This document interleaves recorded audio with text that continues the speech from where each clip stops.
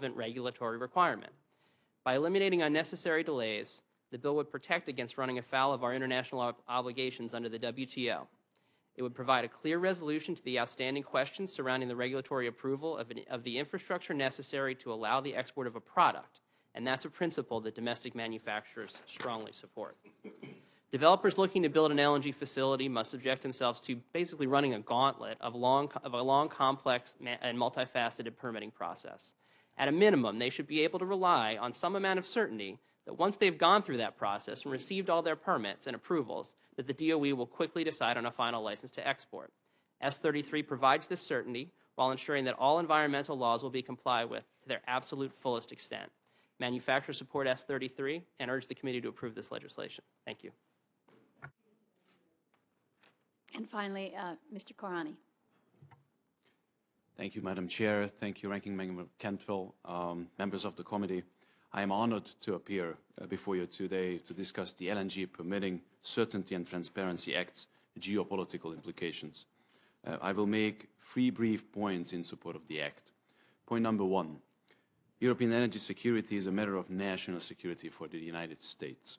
As Mr. Putin continues his aggression against Ukraine that threatens the transatlantic community as a whole, energy import dependence points to a strategic vulnerability of key allies, especially in Central and Eastern Europe. As a Hungarian, I witnessed firsthand the devastating effects of the 2006 and 2009 Russo-Ukrainian gas crises in the region. We cannot be sure that another cutoff does not happen, if not this year, then the next. Furthermore, compromising energy security and corrupting the energy sector are at the heart of Moscow's strategy to divide our alliance and render it ineffective. Opaque deals cut with the Kremlin question countries' ability to conduct an independent foreign policy that is both in their national and in the allied interest. This is especially unnerving as the European Union needs unanimity to uphold or extend sanctions against Russia, a critical element in an allied strategy to deter further aggression. Therefore, lessening European dependence on Russian natural gas is vital. The good news is that Europe is finally stepping up to the plate, but Europe cannot succeed without the help of the United States. Europe has access to multiple sources of piped gas as well as LNG supplies. Yet, in addition to the risks associated with supplies from Russia, current and prospective piped supplies from both the South and the Southeast face their own challenges due to the turmoil in North Africa and across the Middle East.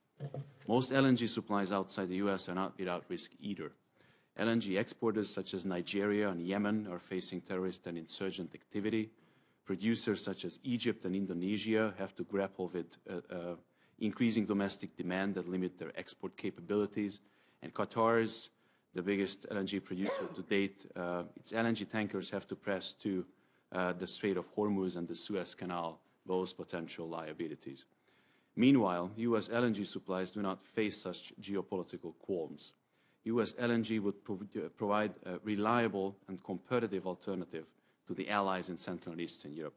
US LNG would introduce much-needed additional liquidity to the global gas markets, complement European measures forcing Gazprom to act in a competitive manner, and send a critically important message of strategic reassurance to a region that is under the most serious threat since the end of the Cold War.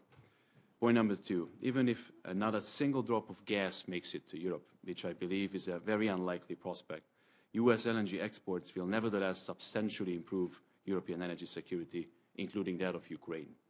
US LNG is admittedly no panacea. In and of itself, it will not solve Europe's energy security problems, nor will it push Russia to its knees. But clarity in the LNG export licensing procedure would put a downward pressure on gas prices and accelerate the interconnection of the European gas markets well before or even in the absence of a single American gas molecule reaching Europe. That is because LNG markets are global, markets are shaped by the future expectations, and the mere existence of a credible alternative would incentivize infrastructure development and put pressure on the dominant supplier, Gazprom. LNG regasification terminals enabled both Greece and Lithuania recently to secure substantial price discounts from Gazprom. And then finally, unhindered US energy exports in general and LNG exports in particular are critically important for the credibility of the United States foreign and trade policy. Historically, the U.S. has been promoting transparency and open markets and opposing resource nationalism to the great benefit of the whole world. Introducing that transparency into the export licensing procedure would be critical to bolster trust in America's global leadership. Thank you, Madam Chair.